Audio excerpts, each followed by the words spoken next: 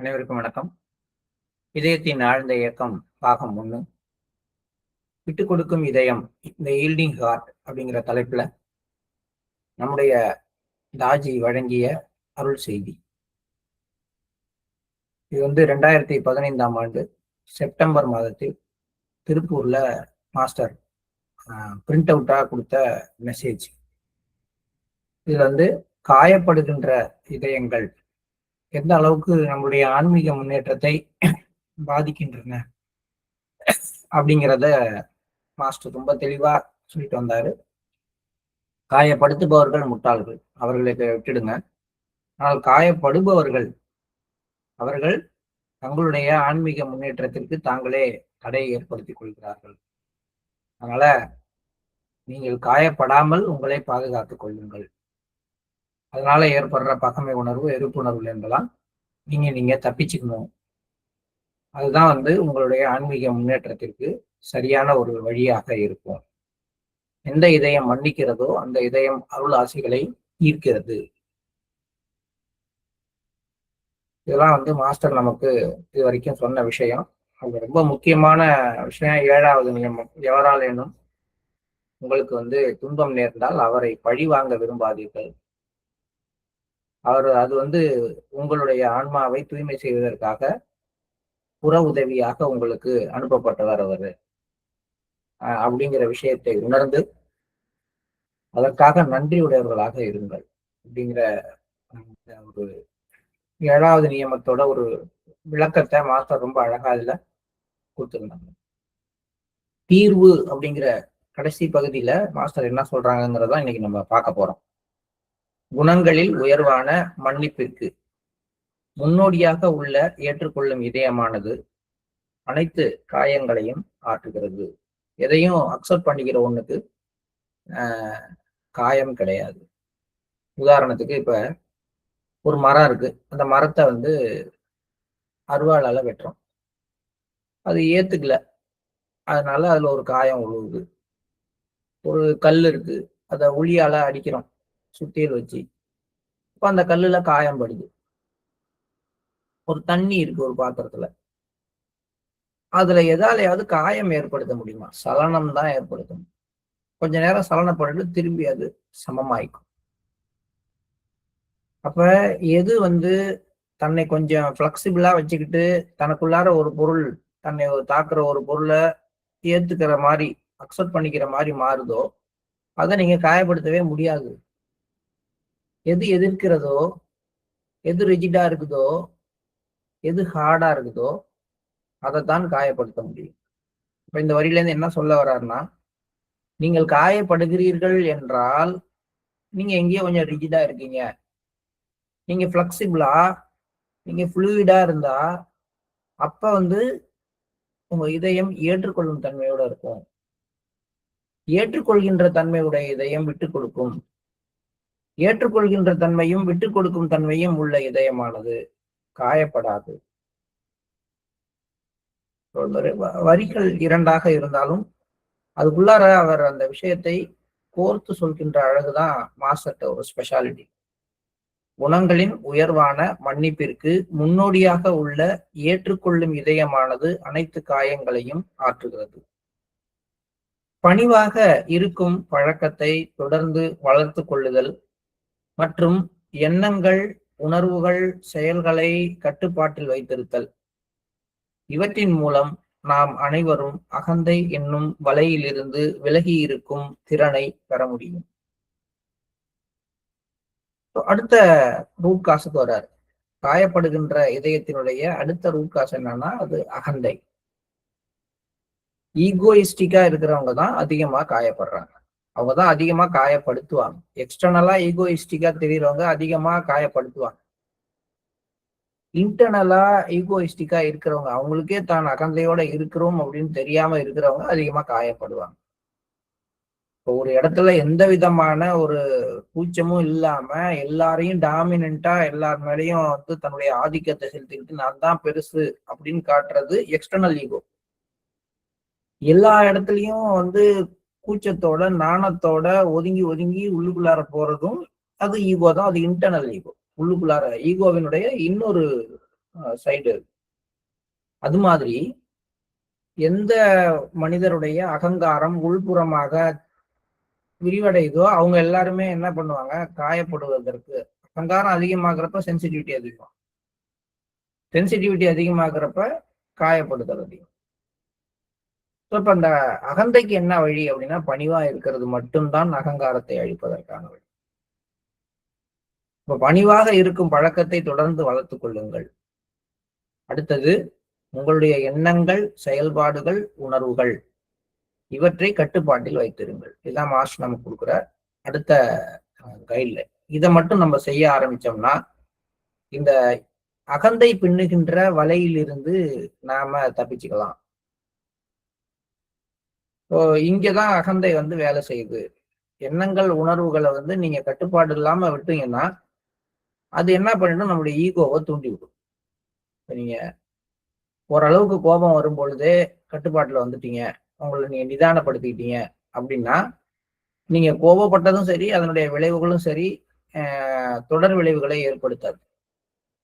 அது இல்லாம ஒரு சில நேரத்துல அளவுக்கு அதிகமாக கண்ட்ரோல் இல்லாம ஏதாவது பேசிட்டீங்க, ஏதாவது சத்தம் போட்டீங்க அப்படின்னா அதுக்கப்புறம் அந்த வேலையோ ஏன் கோவப்பட்டீங்க அப்படிங்கிற விஷயமோ பெருசு கிடையாது, கோவப்பட்டதே பெருசா போயிடும். அப்ப அப்படிதான் அகந்தையானது வலை பின்னுகின்றது. அதனால அதிலிருந்து தப்பிக்கிறதுக்கு பணிவாக இருக்க கற்றுக்கொள்வோம். அடுத்தது, பகவத்கீதையில் ஸ்ரீ கிருஷ்ணர் அனைத்து செயல்களையும் தெய்வீக உணர்வில் ஆற்றும்படி அர்ஜுனனுக்கு அறிவுரை வழங்கினார். இததான் மாஸ்டர் நமக்கும் சொல்றாரு. அனைத்து செயல்களையும் மாஸ்டருடைய நினைவில் ஆற்றுங்கள். அப்படி அந்த மாதிரியான நிலையில இருந்து ஆற்றினால் நீங்கள் காயப்படவும் வாய்ப்பில்லை, காயப்படுத்தவும் வாய்ப்பில்லை. ஸோ கம்ப்ளீட்டா இந்த இந்த கான்செப்ட்ல இருந்தே விடுபடுறதுக்கு ஒரே வழி, முழுமையாக எல்லா காரியங்களையும் தெய்வீக நினைவில் ஆற்றுதல். அது சாத்தியம் இல்லை. என்னால முழுமையாக தெய்வீக நினைவுல இருக்க முடியல. ஒரு வேலையை ஆரம்பிக்கும் பொழுது தெய்வீக நினைவுல தான் ஆரம்பிக்கிறேன். ஆனா கொஞ்ச நேரத்துல அந்த வேலையில மூழ்க ஆரம்பிச்ச உடனே அந்த வேலையின்பால் ஈர்க்கப்பட்டு அதுக்குள்ளார போயிடுறேன். ஒவ்வொரு வேலையும் ஒரு சின்ன மாயா வேர்ல்டுக்குள்ளார என்ட்ரி ஆகுற மாதிரி. இப்ப ஆன்மா இருக்கு. ஆன்மா பூமியில பிறக்கிறதுக்கு முன்னாடி இது கம்ப்ளீட் விஸ்டத்தோட இருக்கு, விழிப்புணர்வோட இருக்கு, தான் யாருன்றது தெரியுது, தன்னுடைய சுமை என்னன்னு தெரியுது, அதுல இருந்து விடுபடுறதுக்கு என்ன செய்யணும், எதை நாட வேணும்லாம் தெரியுது ஆன்மாவுக்கு. கரெக்ட் தானே? ஆனா அதே ஆன்மா entering into the world உடனே என்ன பண்ணுது, தான் யாருங்கிறத மறந்துடுது, எதுக்காக இந்த வேலையை செய்யறோங்கிறத மறந்துட்டு என்ன வேலைக்கு வந்தோமோ அதுல மூழ்கி போகுது. இதுதான் ஒரு பிறவி. இதனுடைய மினியேச்சர் ஃபார்ம் தான் நம்முடைய ஒவ்வொரு வேலையும். கரெக்டா பார்த்தோம்னா இப்ப நம்ம ஒரு வேலையை செய்யறதுக்கு முன்னாடி மாஸ்டரை பத்தி நினைக்கிறோம், மாஸ்டரை பத்தி நினைவுல மூழ்கி அந்த வேலையை ஆரம்பிக்கிறோம். எப்படி ஒரு ஆன்மா தான் என்னத்துக்காக பிறவி எடுக்கணுங்கிற முழு விஸ்டத்தோட பிறவி எடுக்க வருது. ஆனா entering into the womb, மாஸ்டரோட தாயினுடைய கருவுக்குள்ளார நுழைஞ்ச உடனேயே மாய வலைக்குள்ளார மூழ்கிக்குது. அதுக்கப்புறம் தான் என்ன செய்யணுங்கிறத தான் திங்க் பண்ணுதே வழியே ஏன் அதை செய்ய வந்தோம், எதுக்காக இங்க வந்தோங்கிறத அதை மறந்துடுற மாதிரி. நாமும் அந்த தெய்வீக நினைவுல செயலாற்ற வேண்டும் அப்படிங்கிறத மறந்துட்டு செயல்ல மூழ்கிறோம். இது 2வது கட்டம். இப்ப இந்த மாதிரி 2வது கட்டம் வரும் பொழுது இது ஒன்றும் புதுசு கிடையாது. இதுதான் நம்ம பிறவியினுடைய மினியேச்சர் ஃபார்ம். இப்படிதான் இருக்கும். அப்ப இதுக்கு தீர்வு என்ன? ஒண்ணு, எபோவ் ஆவரேஜ், அதாவது காஸ்மிக் ரீஜனுக்கு போற ஒருத்தர் அவர் எப்படி இருக்கணும், இந்த ஆன்மாவினுடைய நோக்கம் என்னங்கிறத எப்போதும் அறிந்தவராக தெய்வீக நினைவுல மூழ்கி இருக்கணும், வேலை செய்யணும். அது அர்ஜுனனுக்கு கிருஷ்ணர் சொல்ற அறிவுரை. இல்ல, கீழே இறங்கி வந்துட்டேன், தெய்வீக நினைவுல தான் ஆரம்பிச்சேன், ஆனா செயல்களை செய்யும் பொழுது அதனால வந்த வெற்றியை பார்த்தவொன்னே எனக்கு மமதை வந்துருச்சு, அதனால வந்த தோல்வியை பார்த்தவொன்னே எனக்கு வருத்தம் வந்துருச்சு, அதனால எனக்கு கிடைத்த ஒரு லாபத்தை பார்த்தவொன்னே சந்தோஷம் வந்துருச்சு அப்படின்னா அங்கதான் என்னது, நீ கடமையை தான் செய்திருக்கிறாய், அந்த பலனை என்னிடம் சமர்ப்பித்து விடு. 2வது வர. அப்ப ஒண்ணு கான்ஸ்டன்ட் ரிமெம்பரன்ஸ்ல நம்ம வேலை செய்யறது. 2வது விஷயம், அப்படி செய்ய முடியாமல் நான் அந்த வேலையில முழுகிட்டேன் அப்படின்னா அந்த விழிப்புணர்வு வந்த உடனே இந்த வேலை வந்து உங்களால் செய்யப்பட்டது, இதனுடைய பலன்கள் அனைத்தையும் நான் உங்களுக்கே சமர்ப்பிக்கிறேன். அது நல்ல விஷயமா இருந்தாலும், தீய விஷயமா இருந்தாலும், லாபமா இருந்தாலும், நஷ்டமா இருந்தாலும் அனைத்தும் உங்களுடையது அப்படின்னு அதை மாஸ்டருக்கு சமர்ப்பிக்கிறது 2வது விஷயம். அததான் சொல்றார். அனைத்து செயல்களையும் தெய்வீக உணர்வில் ஆற்றும்படி அர்ஜுனனுக்கு அறிவுரை வழங்குறது இது முதல்ல. இப்படி செய்ய தவறி வேலைகளை தெய்வீக நினைவில் அவன் செய்யாவிடில் வேலைகளின் பலனை அவருக்கு சமர்ப்பித்து அவற்றின் விளைவுகளிலிருந்து விடுபடக்கூடிய வாய்ப்பை அளித்தார். இதான் மாஸ்டர் நமக்கு சொல்றாரு. உங்களால கான்ஸ்டன்ட் ரிமெம்பரன்ஸ்ல இருக்க முடியலன்னு நீங்க ஃபீல் பண்றப்ப ஒரு வேலையை நான் மாஸ்டரின் நினைவில் ஆற்றினேன், ஆனால் முடிக்கும் பொழுது அந்த வேலையில மூழ்கி அந்த நினைவை மறந்துட்டேன்னா வேலையினுடைய பலன்கள் அனைத்தையும் மாஸ்டர்கிட்ட இதயபூர்வமாக சமர்ப்பித்து விடுங்கள். ஒவ்வொரு தியானத்திலையும் நம்ம அப்படிதான் கடைசியா முடிக்க சொல்றாரு மாஸ்டர். எப்படி இருந்தாலும் தியானத்தோட உணர்வு நிலையில நீங்க வரும் பொழுது நான் நல்லா பண்ணேன், நான் நல்லா பண்ணல அப்படின்னு எந்த உணர்வுல நீங்க எந்திரிச்சாலும் சரி, எப்படி இந்த தியானம் நிகழ்ந்ததோ, இதனால எனக்கு என்ன கிடைத்ததோ அத்தனையும் என்னுடையவை அல்ல உங்களுடையவைன்னு சமர்ப்பியுங்கள். இது 2வது விஷயம். சரி, இதுவும் முடியல, அடுத்து என்ன பண்றது? ஒரு சிறந்த சீடனின் வாழ்க்கையானது ஆனந்தமயமான தியானங்களினால் பெறப்படும் நிலையான நினைவின் மூலம் எப்போதும் தெய்வீக உணர்வில் வாழ்வதே ஆகும். ஒரு டிசைபிள், பெஸ்ட் டிசைபிள்னா எப்போதும் தெய்வீக உணர்வுல வாழணும்.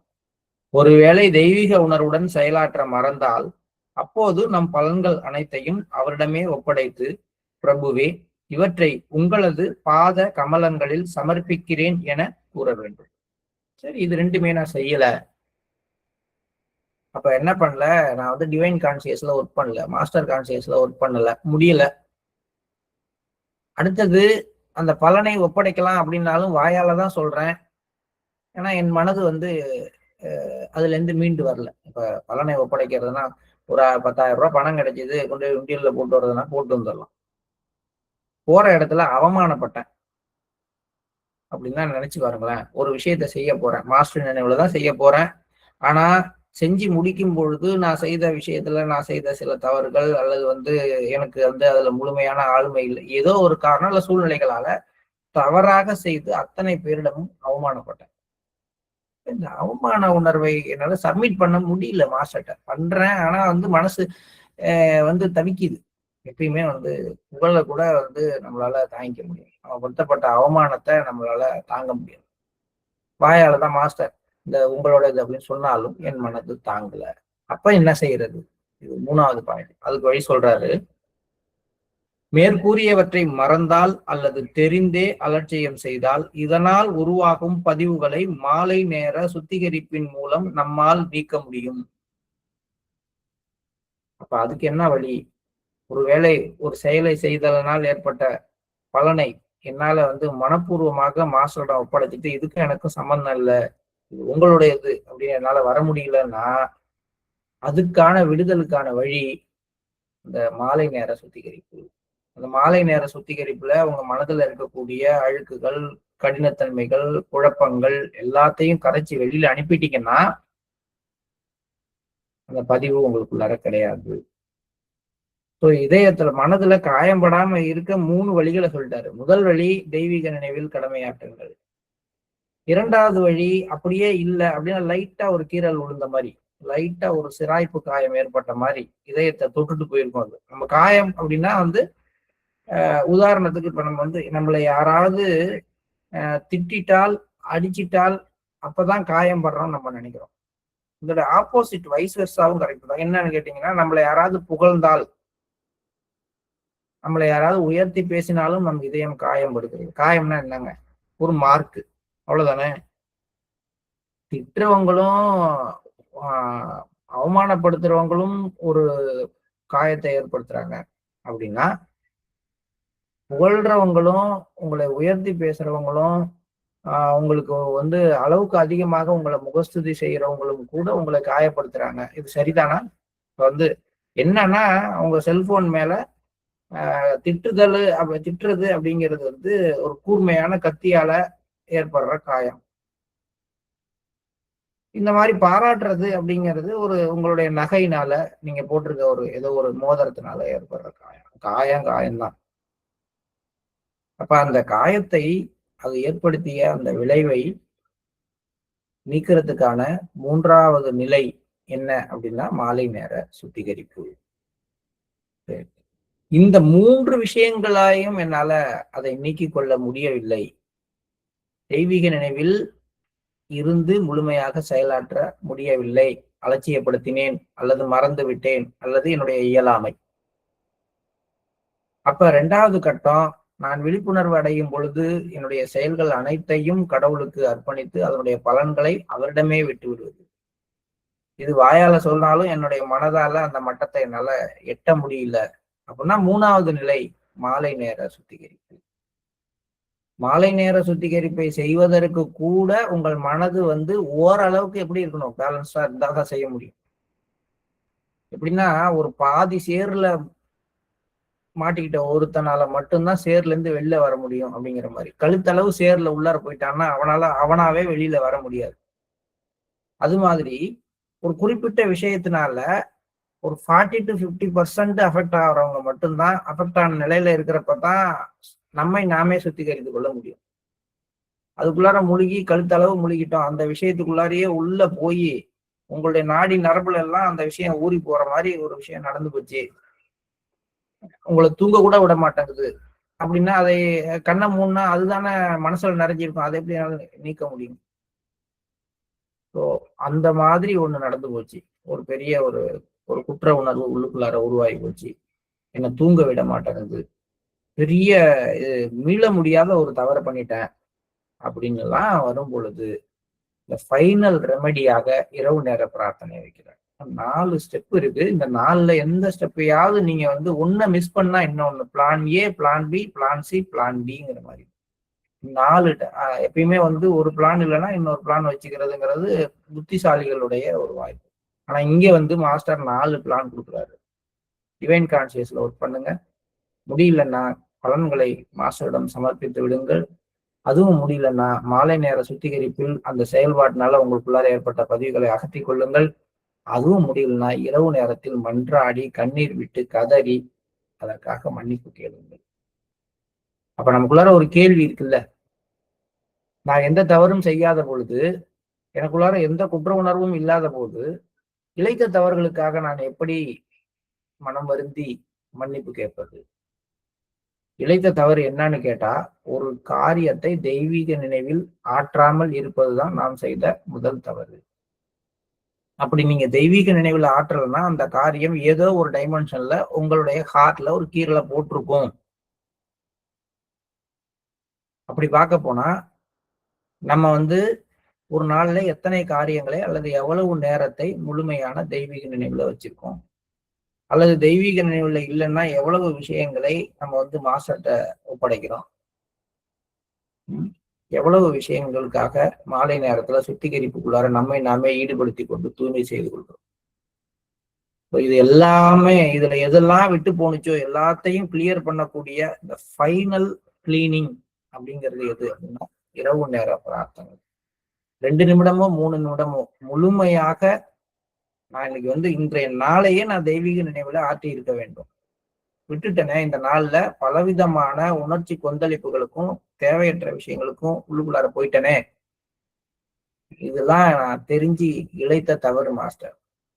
இந்த தவறுகள்ல இருந்து நான் வெளியில வரணும், திரும்பி இந்த மாதிரி ஒரு தவறை பண்ண மாட்டேன். அதாவது தெய்வீக நினைவை இழந்து இந்த விஷயங்களை செய்யற தவறை நான் பண்ண மாட்டேன்னு ஒரு நாளும் உறுதி கொடுத்துட்டு அடுத்த நாள் அதற்கான முயற்சியில இறங்குறது தான் மிகச்சரியான அணுகுமுறை அந்த இரவு நேர பிரார்த்தனை பொறுத்தவரை.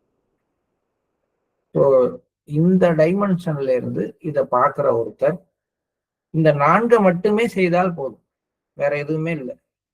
ஒரு நாளும் அவருடைய முயற்சி என்னன்னு கேட்டா புதுசாக டெக்னிக்ஸ் எல்லாம் இன்ட்ரடியூஸ் பண்றது இல்லை. ஒரு அபியாசி அவர் செய்ய வேண்டிய பயிற்சி அப்படிங்கிறது இந்த தியானம், சுத்திகரிப்பு, பிரார்த்தனை, இந்த 3மே ஆட்டோமேட்டிசம். அதனுடைய அடுத்த நிலைமையில உள்ளுக்குள்ளார அவர் செய்ய வேண்டியது, அவர் தியானம் செய்யறாரோ அல்லது அன்றாட கடமைகளையோ முழுமையாக மாஸ்டர் நினைவுல செய்ய பயிற்சி செய்யணும். அந்த பயிற்சியில விடுதல் ஏற்படும் பொழுது பலன்களை மாஸ்டரிடம் ஒப்படைக்க வேண்டும். அதை செய்ய இயலாத அளவுக்கு மனம் சஞ்சலப்படும் பொழுது மாலை நேர சுத்திகரிப்பை முழுமையாக பயன்படுத்தி அந்த சஞ்சலத்திலிருந்து வெளியில வரணும். இது எதுவுமே சாத்தியமற்ற நிலை அப்படிங்கிறது ஒவ்வொரு நாளும் உருவாகத்தான் செய்யும். ஏதாவது ஒரு விஷயத்துல இரவு நேரத்துல முழுமையாக என்னால ஒரு ஒரு கணம் கூட இறை நினைவில் இருந்து தவறி இருந்தால் அது தவறுதான். அந்த தவறுக்காக மன்னிப்பு கேட்டு அசிய ஹோலா எல்லாத்துக்காகவும் ஒரு பிரார்த்தனை பண்ணும் பொழுது அன்னைக்கு நம்ம இந்த டேய எக்ஸாக்டா கம்ப்ளீட் பண்றோம். எந்த விதமான டாக்ஸிக் எஃபெக்டும் இல்லாமல் அந்த நாளை நாம முடிவுக்கு கொண்டு வரோம். இதுதான் ஒரு அபியாசி செய்ய வேண்டிய உண்மையான உள்முகமான பயிற்சி சொல்றாரு. இது அப்படியே வரிசையா மாஸ்டர் 1 by 1 சொல்றாரு. சுருக்கமாக கூறுவதெனில், நிலையான நினைவில் தெய்வீக உணர்வுடன் உங்களது அனைத்து வேலையையும் செய்யுங்கள். அவருக்காக மட்டுமே வேலை செய்வது போல செய்யுங்கள். எந்த வேலையா இருந்தாலும் யாருக்காகவும் கிடையாது. மகனுக்காக, மகளுக்காக, மனைவிக்காக, தலைவருக்காக, அலுவலக பாஸுக்காக, ஒரு ஏழைக்காக, ஒரு கஷ்டப்படுறவருக்காக, ஒரு அப்பாவிக்காக எல்லாம் வேலை செய்யாதீங்க. எனக்காக இல்லை. இந்த எல்லாத்தையும் விட்டுட்டு எல்லாமே மாஸ்டருக்காக தான் செய்யறேன். என் மனைவிக்கு ஏதாவது பணிவிடை செய்தாலும், அவங்க சொல்ற வேலையை செய்தாலும் அவங்களுக்காக செய்யல. அவங்க வருத்தப்படுவாங்க, இந்த பணி மாஸ்டர் சொன்னதுக்காகத்தான், மாஸ்டருக்காக, மாஸ்டரை அடைவதற்கான ஒரு வழியாக இதை நான் செய்யறேன். என் குழந்தைக்கு ஒரு வேலையை செய்யறேன் அப்படின்னா என் குழந்தைய நான் திருப்திப்படுத்துறதுக்காகவோ அதை முன்னேற்றுவதற்காகவோ செய்யல. மாஸ்டரை சென்றடைவதற்கான வழியில இது எனக்கு கொடுக்கப்பட்டிருக்க ஒரு டாஸ்க்கு. மாஸ்டரை சென்றடைவதற்காக இந்த வேலையை முடிச்சுட்டு போறேன். இதை முடிச்சுட்டு வாப்பா, இதை முடிச்சுட்டு வாப்பா, இதை முடிச்சுட்டு வாப்பான்னு வரிசையா வேலை வச்சிருந்தா அவரை போய் அடையணும்னா இதெல்லாம் முடிச்சுட்டு தானே வரணும். அப்படியாக அதை அவருக்காக மட்டுமே செய்வதாக செய்யுங்கள். இது 2வது வழி. கடவுள் என் வழியாக வேலை செய்கிறார் என்று நினையுங்கள். இது 3வது. வேலை செய்யும் பொழுது மாஸ்டர் என் மூலமா ஒர்க் பண்றாருன்னு ட்ரை பண்ணுங்க. எவ்வளவு டெக்னிக்கலா வரிசையா சொல்றாரு. டிவைன் கான்சியஸ்ல ஒர்க் பண்ணுங்க. இது நிலையான நினைவுங்கிற டாபிக், பாபுஜி எழுதின டாபிக்கை நம்ம படிக்கும் பொழுது இதெல்லாம் சொல்லியிருந்தோம். கிட்டத்தட்ட ஒரு 6-7 வழியில நிலையான நினைவை நம்ம கடைபிடிக்கணும். அந்த விஷயங்களை பாபுஜி எவ்வளவு சூட்சமா சொன்னார். மாஸ்டர் அதையே ரிவர்ஸ்ல சொல்றாரு. ஃபர்ஸ்ட் எடுத்த உடனே we have to try to do the work as in constant remembrance. அதுதான் ஃபர்ஸ்ட். கான்ஸ்டன்ட் ரிமெம்பரன்ஸ்ல வேலை செய்ய முடியல அப்படிங்கிறப்ப மாஸ்டருக்காக, அவருக்காக மட்டுமே எல்லா வேலையும் செய்வது மாதிரி செய்யுங்க. அதுல கூட உங்களுக்கு ஒரு சரியான ஒரு இது இல்லைன்னா, உங்கள் மூலமாக அவர் வேலை செய்து கொண்டிருக்கிறார், கடவுள் என் வழியாக இயங்கி கொண்டிருக்கிறார். இப்ப நான் பேசிட்டு இருக்கேன்னா மாஸ்டர் என் மூலமா பேசிட்டு இருக்கிறாருங்கிற ஒரு ஃபீலிங்கோட நான் பேச ஆரம்பிக்கிறேன். நீங்க கேட்டுட்டு இருக்கீங்க, நான் கேட்கல, என் மூலமா எனக்குள்ளார இருக்கிற அந்த தெய்வீக மாஸ்டர் இதையெல்லாம் கேட்டுட்டு இருக்காரு அப்படின்னு ஒரு ஃபீல் இந்த செகண்ட்லயே நம்ம ட்ரை பண்ணி பார்க்கலாம். நான் செய்யும் வேலைகளின் பலனை அவரிடமே சமர்ப்பியுங்கள். அது முடியலையா, அந்த பலனை அவரிடமே சமர்ப்பியுங்கள். நம் உணர்வுறு நிலையை பதிவுகள் பாதிக்கும் போது மாலை நேர சுத்திகரிப்பில் அவற்றை நீக்கிவிடுங்கள். ஏதேனும் தவறிழைக்க நேர்ந்தால் மீண்டும் அந்த தவறுகளுக்கு இடம் கொடுக்க மாட்டேன் என்று இறைவனிடம் மன்னிப்பு கோருங்கள். 6 பாயிண்ட் கொடுத்துட்டார். அப்ப காயம்பட்ட இதயம்னு ஒரு விஷயத்தை எடுத்து அங்கிருந்து விட்டு கொடுக்கிற இதயம் எவ்வளவு உன்னதமானதுன்னு விட்டு கொடுக்கிற இதயத்தை உருவாக்குறதுக்கு என்ன வழின்னு சொல்ல இந்த 6 முக்கியமான சூட்சுமங்களை மாஸ்டர் இதுல கொடுத்துருக்காரு. இந்த மெசேஜை நம்ம தவற விட்டு தானே இருக்கோம். பெரும்பாலானவர்கள் இதை நம்ம கேட்டிருப்போம். 2015 அபியாசியா இருந்தவங்க கேட்டிருப்போம். ஆனா ஏதோ ஒரு இடத்துல, ஏதோ ஒரு விதத்துல மாஸ்டர் சொன்ன விஷயத்தையும் அவர் சொல்லியிருக்க வரிசைகளையும் நாம உள்ளுக்குள்ளார கொண்டு போய்த்த மறந்திருக்கலாம். அதுக்கு நினைவூட்டுறதா இந்த புத்தக வாசிப்பு நமக்கு மாஸ்டர் திருப்பி கொடுத்துருக்காருன்னு தான் நான் ஃபீல் பண்றேன்.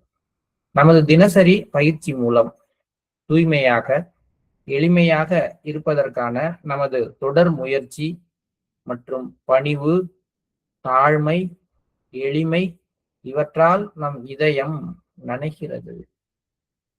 வார்த்தையே அழகா இருக்கு, நனைகிறது. இந்த வார்த்தைகளால நிரம்புது, இந்த விஷயம் பணிவினால் நிரம்புதுன்னு சொல்லல. பணிவுனால அல்லது தாழ்மையாக நம்ம நடந்து கொள்வதனால நம்முடைய இதயம் நிரம்புதுன்னு சொல்ல. ஷவரிங். அப்ப இதெல்லாம் செய்தால், இப்ப நனையிறோம்னா என்ன? என் மேல ஏதோ ஊத்துறாங்க. அப்ப என் இதயம் நனைகிறதுனா எதுல நனையுது? அருள் மழையில் நனைகிறது. அப்ப தொடர்ச்சியான முயற்சி, பணிவு, தாழ்மை, எளிமை இவற்றால் நம் இதயம் நனைகிறது.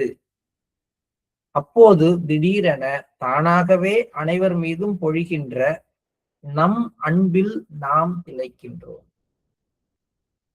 இந்த வார்த்தையை கொண்டு போய் தான் அங்க மூல ஆதாரத்தின் கௌரவத்தை நம்ம நிலைநிறுத்துற ஒரு ஆளாக இருக்கணுங்கிறது. இந்த தொடர் முயற்சி, அன்பு, பணிவு, தாழ்மை, தாழ்மையாக நடந்துகிறது, எளிமையாக இருப்பது, இதெல்லாம் செய்ய ஆரம்பிச்சா வித்தவுட் எனி எஃபர்ட் நம்ம ஹார்ட் ஓப்பன் ஆகி நம்ம கிட்ட இருந்து அன்பு எமிட் ஆகிறத நம்ம உணரலாம். இது திடீர்னு தானா நடக்குங்கிற இது ஒரு ஆட்டோமேட்டிசம். நீங்க உங்க அன்பு இதயத்திலேருந்து பாய்ந்து ஓடுது அப்படின்னு எல்லாம் நினைச்சா கூட அது நடக்காது.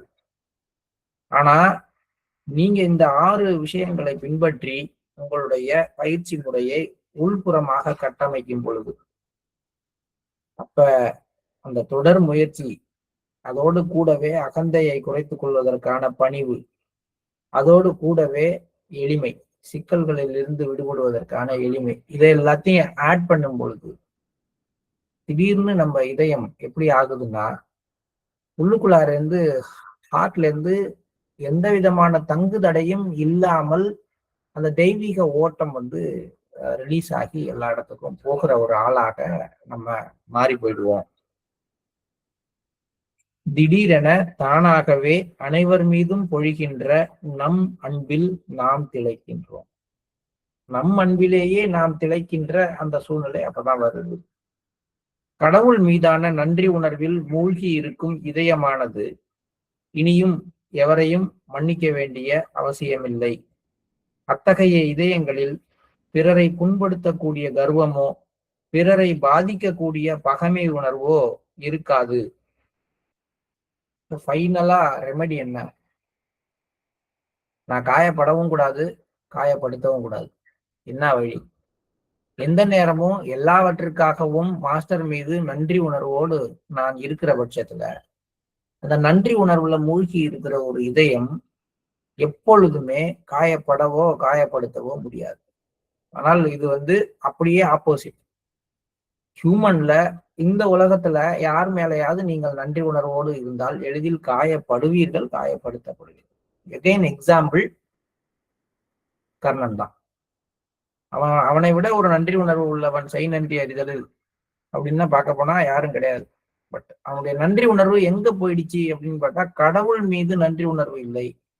அது ஹியூமன் பீயிங் மேல இருந்தபோது அவன் எளிதில் காயப்பட்டான், எல்லாரையும் எளிதில் காயப்படுத்தினான். நம்மளும் அது மாதிரிதான் நன்றி உணர்வில் திளைக்கிறோம். யார் மேலனா, நம்ம உள்ளார போனவொன்னா கூப்பிட்டு நமக்கு எந்த தடையும் இல்லாம சிட்டிங் கொடுக்குற பிரிசெப்டர் மேல நன்றி உணர்வு வருது. ஆனா அவர் கண்ண மூடி உட்கார்ந்தவன எந்த தடையும் இல்லாம அவர் மூலமா பொங்கி வர்ற டிரான்ஸ்மிஷனுக்காக மாஸ்டர் மேல நன்றி உணர்வு வரல. இந்த சிஸ்டத்துக்காக சாயங்காலம் ஆனதுன்னா போய் உட்கார்ந்து தியானம் பண்றதுக்கு ஒரு இடம் இருக்கிறதுக்காக, சத்சங்கத்துல உட்காரும் பொழுது நம்மளோட 4 பேர் சேர்ந்து உட்கார்றதுக்கான ஒரு அமைப்பையும் சூழலையும் உருவாக்குனதுக்காக நம்ம இதயம் மாஸ்டர் மேல நன்றி உணர்வோட பொங்குறதே கிடையாது. நம்மளுடைய நெட்வொர்க் எப்படி ஒர்க் பண்ணிட்டு இருக்கு, எப்படி நாம எல்லாம் இதயத்தால ஒருத்தரோட ஒருத்தர் இணைக்கப்பட்டிருக்கிறோம் அப்படிங்கிற விஷயத்தை புரிந்து கொண்டு நம்ம நன்றி உணர்வில் மூழ்குவதில்லை. ஆனால் நன்றி உணர்வில் மூழ்கிய இதயம் காயப்படுவதும் இல்லை, காயப்படுத்துவதும் இல்லை. எல்லாத்துக்குமான ஃபைனல் ரெமடி நன்றி உணர்வில் மூழ்கி இருத்தல், கடவுளின் மீதான நன்றி உணர்வில் மூழ்கி இருத்தல். அதுகிட்ட பிறரை புண்படுத்தக்கூடிய கர்வம் கிடையாது. பிறரை பாதிக்கக்கூடிய பகைமை உணர்வு. பகைமை உணர்வுன்னா என்ன? அதுக்கு ரூட் காசு காயம். பிறரை காயப்படுத்தக்கூடிய பகைமை உணர்வும் கிடையாது, பழிவாங்கும் உணர்வும் கிடையாது. அதுக்கான விதைகள் அந்த இதயத்துக்குள்ளார இருக்க வாய்ப்பே இல்லை. அங்கு எப்பொழுதும் சாந்தி சாந்தி சாந்தி மட்டுமே நிலவும். சொல்லும் பொழுதே மாஸ்டர் வந்து அந்த நிலையை நமக்குள்ளார கொடுத்த மாதிரியான ஒரு உணர்வு நம்ம எல்லாருடைய இதயத்திலையும். மாஸ்டருடைய அந்த அன்புல நம்ம மூழ்கி அந்த நன்றி உணர்வு நமக்குள்ளார பொங்கி வழிகிற அந்த நிலையில இதயத்தில் எப்பொழுதும் அந்த அமைதி மட்டுமே, இந்த சாந்தி மட்டுமே நிலை பெறுகின்றது. மன நிறைவு உடைய மற்றும் அனைத்திற்கும் மேலாக மௌனமாக இருக்கும் அந்த இதயத்தால் இன்னும் அதிகமாக என்ன கேட்க முடியும்? நன்றி உணர்வோடு இருக்கிற இதயம் என்ன கேட்க போகுது? கேட்காதுன்னு சொல்லி ரொம்ப அற்புதமாக இந்த டாபிக்கை மாஸ்டர் முடிச்சிருக்காரு. அந்த மாதிரியான ஒரு அமைதியை இன்னைய தியானம் நமக்கு கொடுக்கும். ஏன்னா அதுதான் மாஸ்டர் நமக்கு கொடுக்க விரும்புகிற கண்டிஷன். ஒவ்வொருவரும் இந்த இன்னைக்கு பண்ற தியானத்தை அப்படியே முழுமையாக மாஸ்டருடைய நினைவுல அவருக்கே அர்ப்பணித்து மூழ்கி நன்றி உணர்வில் திளைத்தபடி செய்வோம். அதனால கிடைக்கிற அந்த அன்பை நம்ம அனைவரும் உள்ளுக்குள்ளார முழுமையாக அனுபவிப்போம். இப்ப நம்ம காலை நேர தியானத்துக்கு செல்றோம்.